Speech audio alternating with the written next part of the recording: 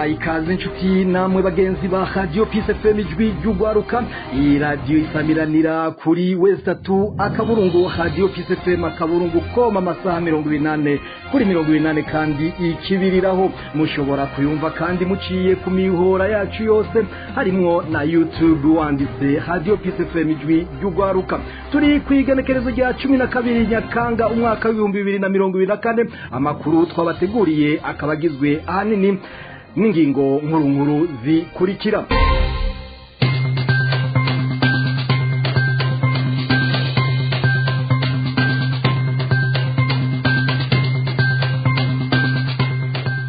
Abaharanira agateka kazi na muntu basaba ubutungane kwikubita gashi mu kudashigikira ihonyangwa yako ni nyuma y'ibiriko birashikira muganga Sahabo Christophe. Twabiteguye muri aya makuru. Umushikiranganje Ndirakobuca Gervais asaba abahurumbira ibi turire kubireka kuko bisubiza inyuma igihugu navyo twabibateguriye.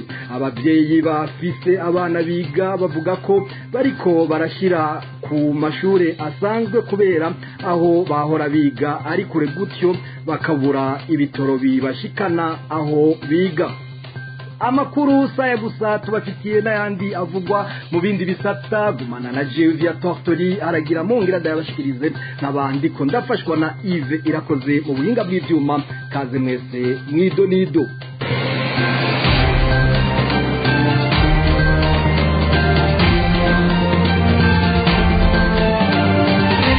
Radio Peace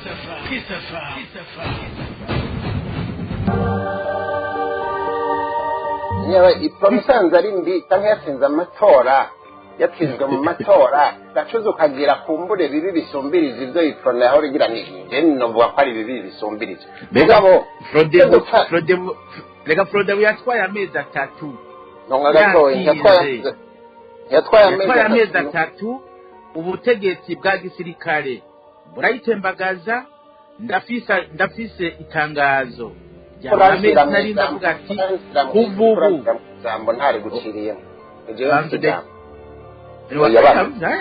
warumba rero ndabivuga nakure turahaza ubonde kajenga heze nakwitonde warumba rero ngo mvuge basi bandana ahubwo ntiwosanga kabivuga sinari ndaguhaye ijambo sije ndanaritanga ngaha.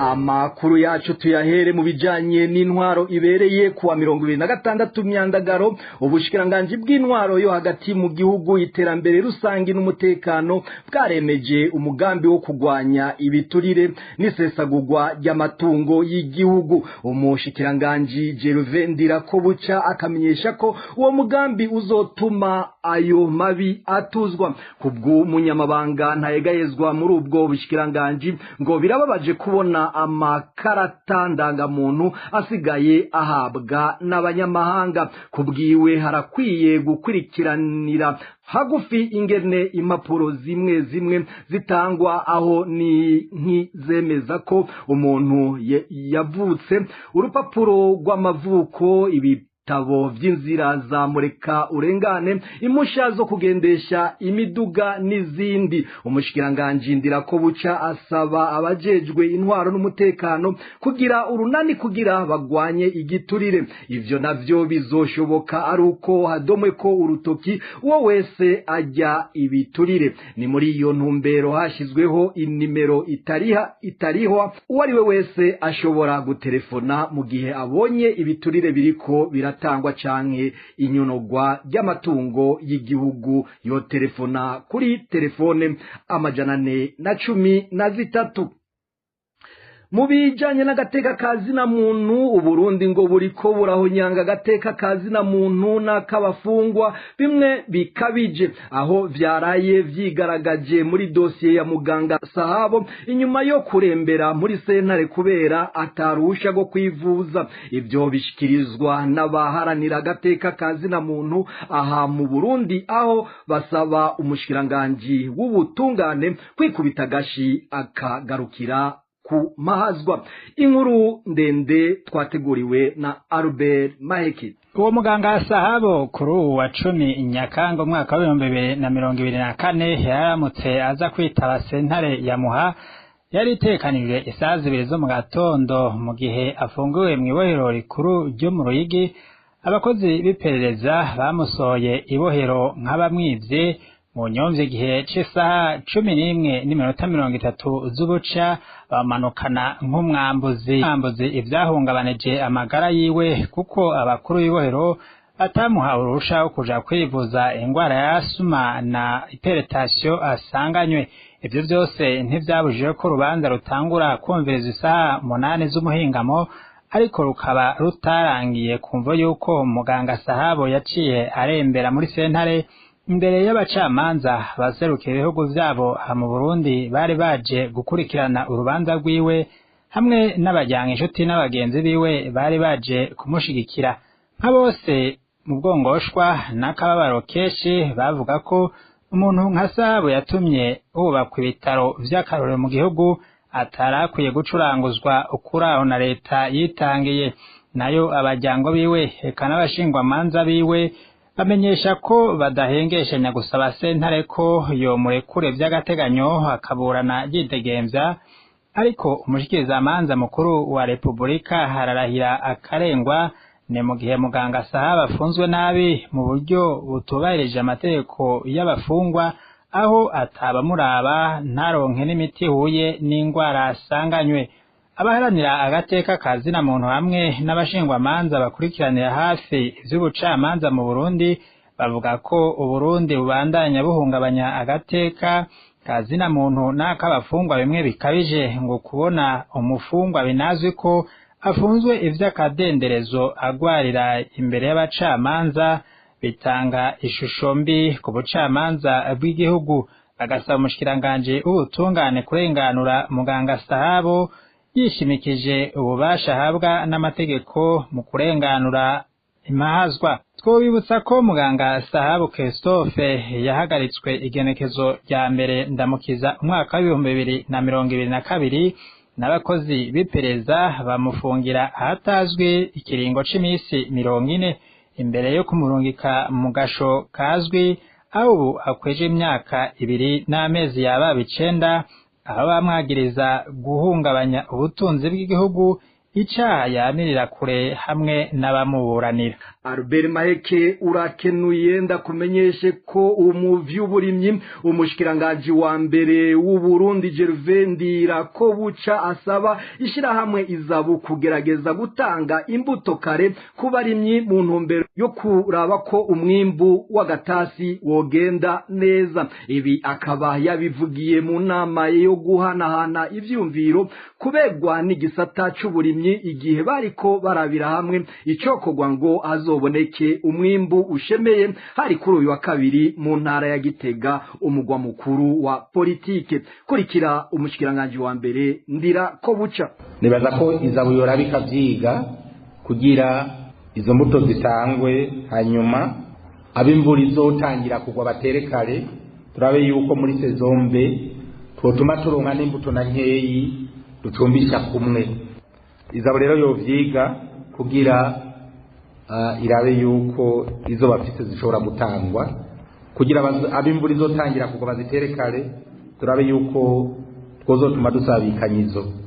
Ikindi ubushikiranganje bw'uburimyi n'ubworozi n'ibidukikije ko bugira kigoro kadasanzwe muri Sopebu na Regideso kugira igitoro cyo gushikana aba batangishwagara bitwaza icyo gitoro kiboneke, turayo gataro bindi vyitwaza abo bafishwagara mu masitoke igende ishikirizwe abarimyi. Ubushikiranganje buje kongera bunafashe n'ishirahamwe FOMI kugira iyi fumbire bavuze bafise iri disponible nabico gitoro kiboneke kugira iyi fumbire iduganwe ruguru ishikirizwe abarimyi. Banyakubahura amatari nabo igitoro kibonetse bagerageze ko bashoboye kose nkuko bama babikoze kugira iri mu ntara ishikire mu makomine ishike mu mazone kugira yegera abarimyi ejo imvura niyagwa bashobore kuyironka bitagoranye. Koko mitanga iyi fumbire yabagara bavuze bafise n'indi bose baba bafise kugira iyi bagara yegera abarimyi, hanyuma yegereye abarimyi eka n'iyindi yose baba bafise kugira niyatasura abantu bashobora gutera atantambamye nimwe bafise. Aha nyene nje genda ngira ko saba banyakubahwa bajejwe uburimyi n'ubworozi, izi mbuto tubona tuzogira ibibazo kwirima ry'impeshi, nimbe bagara yabonetse, nimbe ire yabonetse, izi fumbire zabonetse, tubanze duhere kuba kwiza mbuto b'ibiraya kugira batere kare bo batitwazije ngo babuze iki canke kiriya, kugira turabe yuko twozoronka imbuto na nkeyi muri saison mbi. Ico rero ni igikorwa c'ababeteyaye, abagwiza mbuto barabazi, babakurikiranire hafi kugira bashobore gufasha. Umushikiranganji kandi agasaba kubungabunga umwimbu w'ibigori kugira bazokwikoreko vyakomeye. Akanasaba ko amastoke y'ibigori yose ari mu ntara, mu makomine, amazone na buri mutumba kugumizwa ko ijisho kugira ntibisesagugwe. N'ubunyene tumwumvirize. Amastoke y'ibigori yose ari mu ntara, mu makomine, mu mazone yose abasiriveye ku munsi.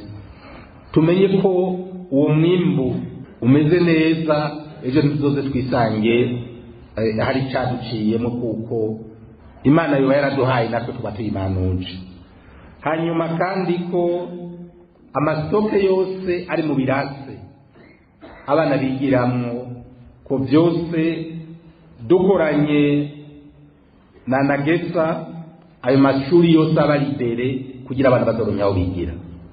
Ibyo byose ni by'ubushikanje bucabufashamwo kugira haboneke igitoro, kugira ibyo birasa abanyeshuri bazokwigiramwo byo mu ntara za Kayanza na Ngozi bibe imbere, hanyuma ayo mastoka ajyanwa ahandi hantu kugira abana baronke aho bigira. Uwo akaba yari umushikiranganji wa mbere w'u Burundi Gervais Ndirakobuca.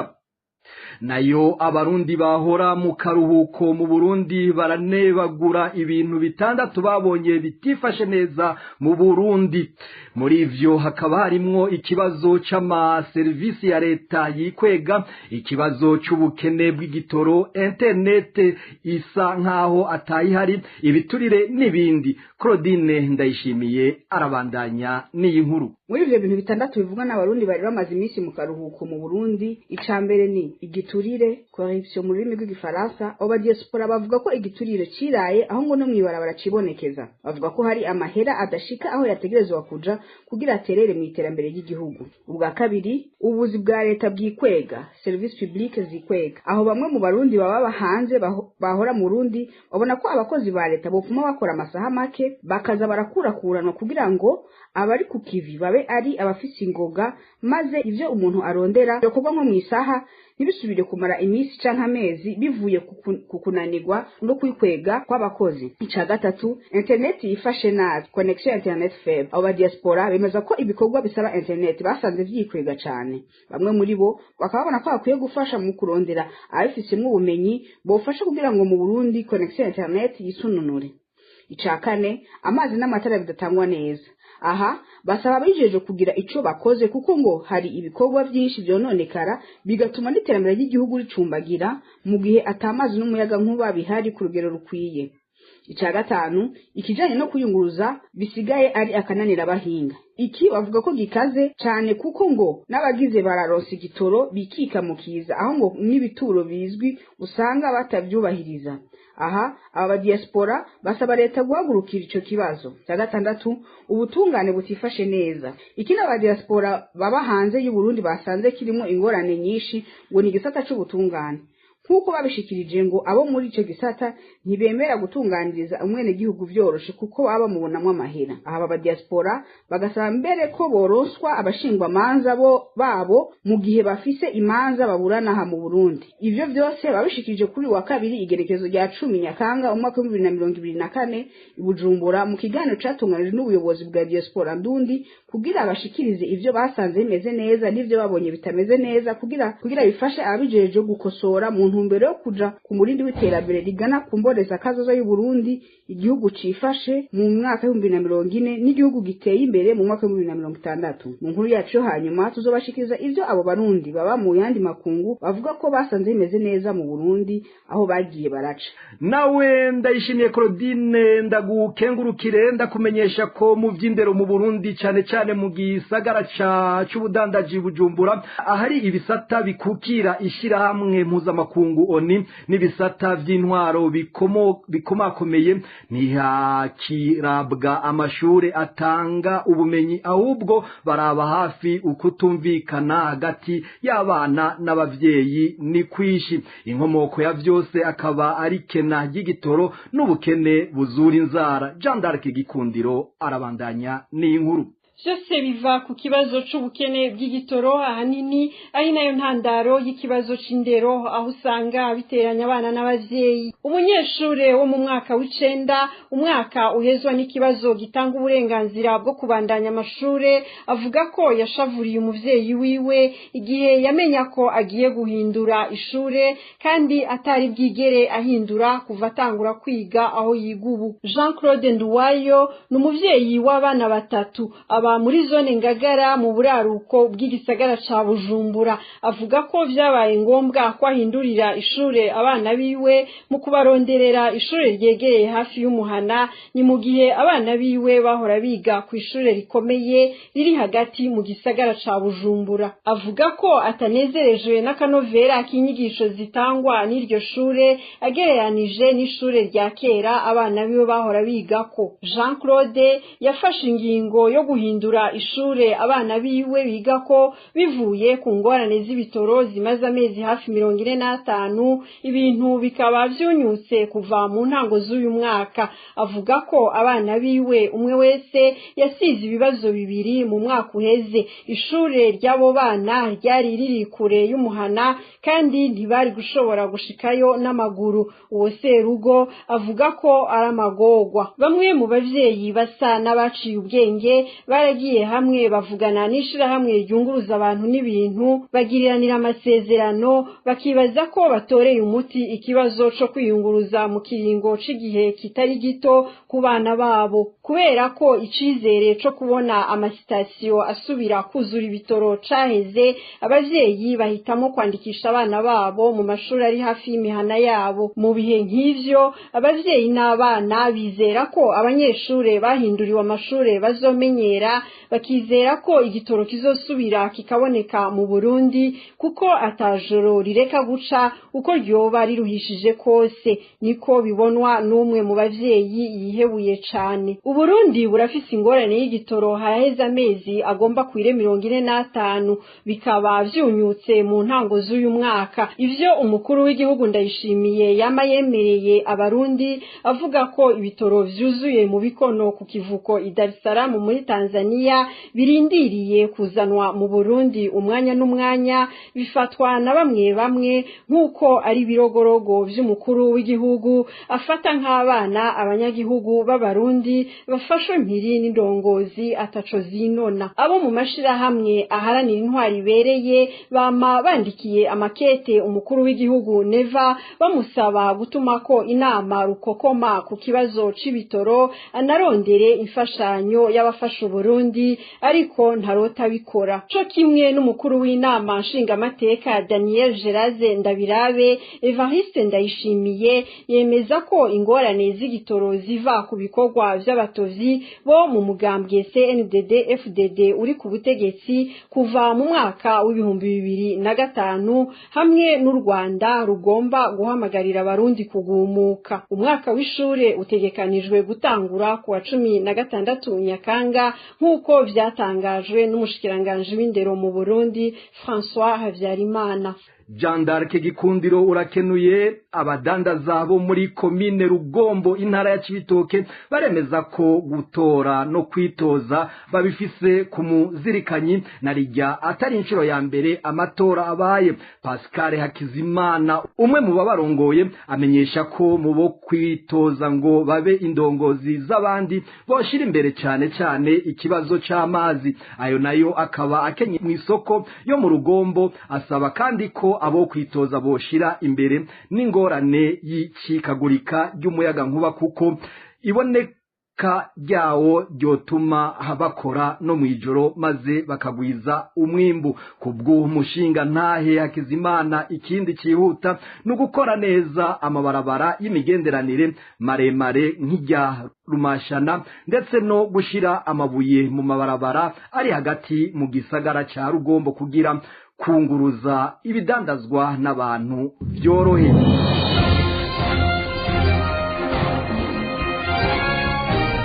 Nino ngaha dusozereye amakuru twari twabateguriye. Mwakoze mwese mwayakurikiranye. Nshimira uruganda rwacu rwayatorokanije nibagiye Yves Irakoze yari ko arafasha mu buhinga bw'ivyuma, nayo jewe via Doctori aragira Mungu nayabashikirije. Duhana isango ku munsi w'ejo na gahwane.